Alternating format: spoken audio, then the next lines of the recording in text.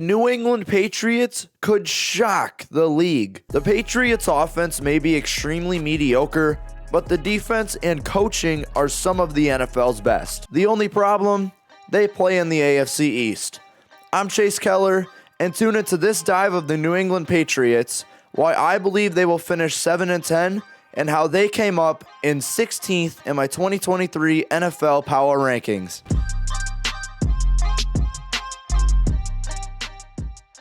If you watched my latest video on the Minnesota Vikings, you noticed how offset the offense and defensive talents were. For this New England team, it's even worse. The offense is ranked as the 6th worst in the NFL in my rankings, and it's primarily due to the lack of star power shown. So, let's talk about each position. It's now been 2 seasons of Mac Jones at quarterback, and it's been a roller coaster. From showing flashes of elite quarterback play in one game to being benched for Bailey Zappe in another, it's just been a chaotic career to say the least. When it comes to my opinions on Mac Jones, I don't think he's a great starting option at all. Jones has thrown 26 interceptions in 32 career games up to this point. He's also had 30 turnover-worthy plays in that same time span, which just tells me he likes to turn the ball over. He's also not great against his own division, playing 13 games, completing 66.3% of his passes for 2,726 yards, 14 touchdowns, and 10 interceptions. Some concerning statistics is that there's an even touchdown to interception ratio in 8 of those 13 games and a yards per completion of only 10.1. It's not going to get easier for Jones, as there is now 3 top 10 defenses outside of New Orleans in his division, and 2 of them are top 3. And yes, Mac Jones was benched for Bailey Zappe midway through last season. Zappe seems like a one-game wonder since he got benched back, but he's still a guy to look out for. If Jones does get benched, fans should expect great accuracy and great mechanics out of Bailey Zappe. He's not too flashy though, and he likely won't be any team's franchise quarterback. I love being right about things, and one thing I was right about was my expectations of Ramondre Stevenson. He elevates this running back room to great heights, and I saw it coming. In the NFL today, we typically see elusive backs lead the way in a running back room. With Stevenson, he's a guy who uses play strength first, which is starting to become a lost cause. That's not to undermine Stevenson's athleticism, as for a guy who's 6 foot 230 pounds, he shouldn't be as twitchy as he is. Outside of that, Stevenson holds great vision and is always finding ways to get into the open field. 5 yards per carry and 16 breakaway runs is phenomenal for a power back. Behind Stevenson, you have a couple of underrated guys. Pierre Strong elevated behind strong run blocking, and he surpassed 100 rushing yards on only 10 carries last season. How did he go in the 4th round? It has to be FCS competition, right? Even Kevin Harris showed potential as a 6th round pick last season. While only averaging 2.9 yards per carry, he was swallowed early and found a way to break 7 tackles in 18 carries last season. As I mentioned with the offense, it's not great primarily because of the lack of star power. The wide receivers that Mac Jones has available is the epitome of that. They have several solid options, but no one here is a true wide receiver 1 talent. I used to love Devontae Parker, but I've slowly had to admit that he's not a number 1 wide receiver anymore. He's lost volume every year since his 1,200-yard season in 2019, but in 2022, he actually did a lot with this volume, seeing only 47 targets, but bursting for 540 yards. My biggest critique of his is his loss of contested catchability, which has dug into his red zone reliability. He's caught only 9 touchdowns the last 3 seasons, which is a bit underwhelming. The team signed Juju Smith-Schuster to help this wide receiver core, and while it's not the biggest help, the signing went over everyone's heads. He brings reliable hands to New England, and he's also a short route kind of guy who is going to help Mac Jones if he needs to check down. Yet, he's not great after the catch, and he's actually fumbled 6 times in the last 3 seasons. Kendrick Bourne is also here, and I thought he was going to become a 1,000-yard receiver before he saw the 2nd lowest amount of volume of his career last season. He just straight up struggled to get open, and that's going to be a problem if he's a starter. A potential starter is on the rise though. Tyquan Thornton is an extremely athletic route runner who has great length to bring catch radius upside. I think he's going to elevate himself to wide receiver 3 by next season. The tight ends don't make this offensive situation any better. Once again, 2 tight end 2 talents, but no tight end 1 here. Hunter Henry is my personal tight end 1 for this offense, and while he took a step back in volume for 2022, he's still a very solid receiving tight end. His blocking ability kinda sucks, but his receiving ability will elevate him to New England's tight end number 1. Yet, I don't think he's a tight end 1 with a lot of other teams. Mike Gesicki is Hunter Henry 2.0 for this offense, a solid receiving tight end with mediocre blocking abilities. It's a bit disappointing for this tight end room, especially when noting that Firkser also isn't a great blocker. So when it comes to the tight ends, New England cannot rely on them to bring good blocking for anything. And with the offensive line being average, the concerns continue to rise. This group actually holds the best player on the entire roster, but the rest of the line altogether is a bit underwhelming. Let's start with that player. Mike Onwenu has been one of the NFL's best guards in every season so far, and he doesn't seem to be slowing down at all. Whether it comes to the pass or to the run, you can rely on Onwenu. Onwenu is extremely dominant physically, and while his athleticism is a little bit underwhelming, you don't particularly need that on the inside. As for the most important position, Trent Brown holds up fine. He's nothing special, but he's good enough to bring reliability. Brown actually played his first 1,000-yard season since 2018 last year, and that should be a great sign for Patriots fans. David Andrews is still a good center despite turning 31 yesterday. Injuries have been an issue lately, but there's still that elite run blocking when he does end up playing. The rest of the line doesn't fare well though. Cole Strange was a reach in the 2022 NFL draft, but he's still young and this overall could explode at any time. Riley Reiff is not young, and this could be his final season as a starter in the NFL. We know how the coaching works with Belichick. He's one of the greatest, if not the greatest head coach of all time, and he could possibly work with both the offense and defense for this upcoming season. But let's talk about the new offensive coordinator hire, Bill O'Brien. O'Brien is a hire I'm not big on after his 2022 season with Alabama, but looking forward to scheme, fans should be ready for Mac Jones' development. O'Brien is great at complementing plays one by one and finding big play streaks. He isn't too predictable, and he makes his Patriots scheme a bit more sophisticated. O'Brien is a good addition, but he's not a flashy addition for this offense. To summarize, this Patriots offense is the clear weak spot of this team. With improved coaching and an immense amount of youth, this offense could see immense improvements for this upcoming season. So now, let's talk about the defense.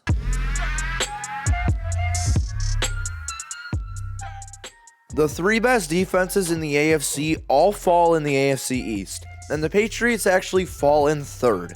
That shouldn't allow for underestimation. This defense is the 5th best in the NFL. There's no doubt that this defense is great. It's just a little bit inconsistent. Let's start with the elite edge rushing group, which is a little weird in my ranking system. There are 3 true edge rushers on this team due to its scheme, so they rank 50, 35, 15 for rating splits. The 2 best guys off the edge are tied for the best rating, but I'm sure that Matt Judon will start. Judon isn't as elite as people may come out to be, but he is still fantastic. He puts up 60 to 70 pressures every year, which adds up to about 12th to 20th across the league. He's a fantastic finisher though, seeing 9.5, 12.5, and 15.5 sacks in his 60 plus pressure seasons. So with that being said, he's not among my top 5 edge rushers, but he's still a fantastic one. But there's a guy with the same rating as him. The very underrated Josh Uche is number 2 on this list, and since being drafted in 2020, he's always put quality snaps together. In 2022, he pressured the quarterback 56 times, which was 24th in the NFL. What makes that impressive? He did it in 373 snaps. That is 1 pressure every 6.7 snaps. When it comes to people above him, the next best is Charles Omenihu with 62 pressures in 659 snaps, which is 1 pressure every 10.6. So despite Uche never playing more than 400 snaps in a season, he was quite possibly the most efficient pass rusher in 2022. He is the very long-awaited first breakout grade on this roster. The interior defensive line takes a step backwards in quality, and it's actually the worst positional group on this defense, being under average.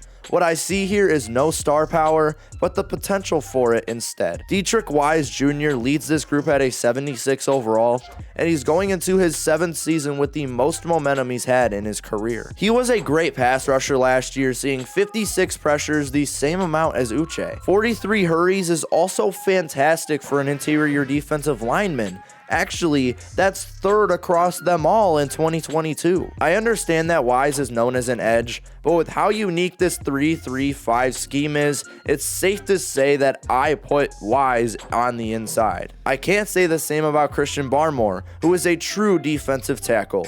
Barmore may seem a little high overall wise, but I actually had a first-round talent on him in the NFL draft just 2 years ago. He had a promising year in the pass rush as a rookie, but he couldn't capitalize on that as he suffered a knee injury in the 2022 season. I love his potential in 2023, and he actually gets breakout grade number 2 on this roster. The promise continues with the draft selection of Keon White.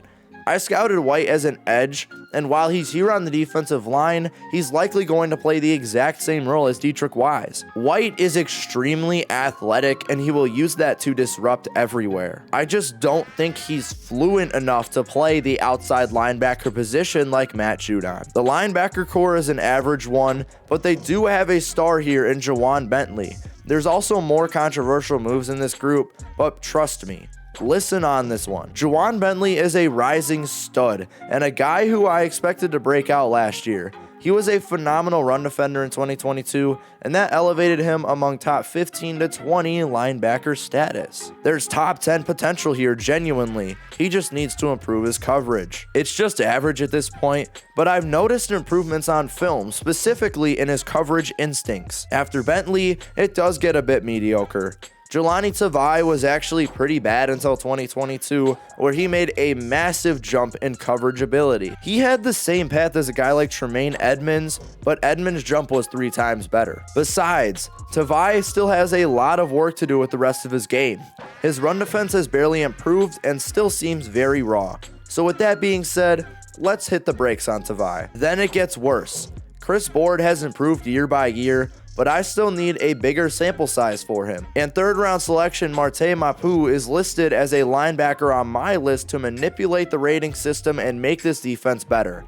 I don't know if he's going to play linebacker because he might play safety. Anywho, I wasn't expecting this selection, nor do I think it was a good one. I had an early 5th round grade on him, and I think the Patriots just genuinely selected him for versatility reasons. The cornerback room looked elite at the beginning of last year, and while it still has the upside, it's under average for now. I believe this room is a bit interesting, so just hear me out for a couple of minutes. Jonathan Jones is the cornerback 1 on this team, and it's clear to say that. He's been on the underrated side for a while, but the last 2 seasons has strayed me away from that opinion. He's falling in rating as he's falling in coverage. Don't let the 54% completion percentage allowed fool you. He also allowed 6 touchdowns last season, which was the most of his career. He's always been a good tackling corner though, and that should continue until he retires. And then there's the draft selection of Christian Gonzalez, which was an A+1. My cornerback 1 in the 2023 NFL draft,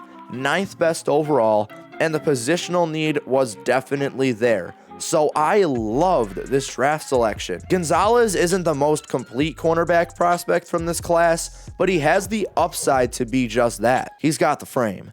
He's got the athleticism. He's got the instincts. His click and close abilities just need to improve. After that, there's Jack Jones, who may not play in 2023, but he's still here and he's still notable. Marcus Jones isn't going to break out this season for me, but here's exactly what I expect out of him. He has a very solid 2023 with an improving Christian Gonzalez, so he finds his way out of New England. A bigger opportunity comes up, and I end up giving him a breakout grade going into next season. He ends up breaking out. Be ready for that. The safety group rounds out this team with another elite positional group. 2 elite positional groups help elevate this defense to the top 5. 3 safeties who are great where they're at.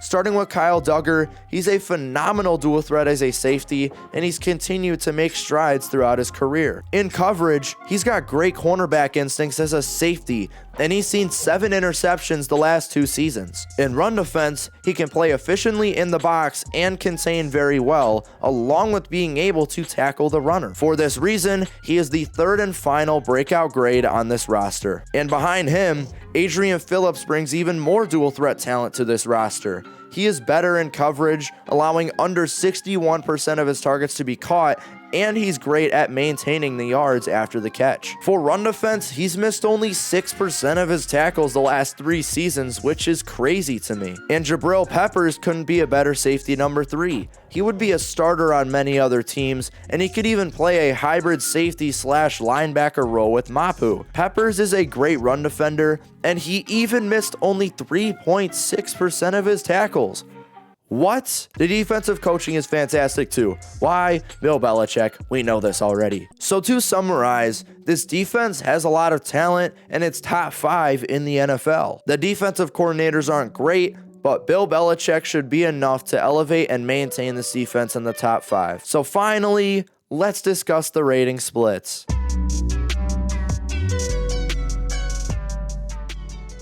So before I end the video, I gotta go over the offense, defense, special teams, coaching, and final team ratings. If you are interested in how all of these ratings worked, it is all in the description below.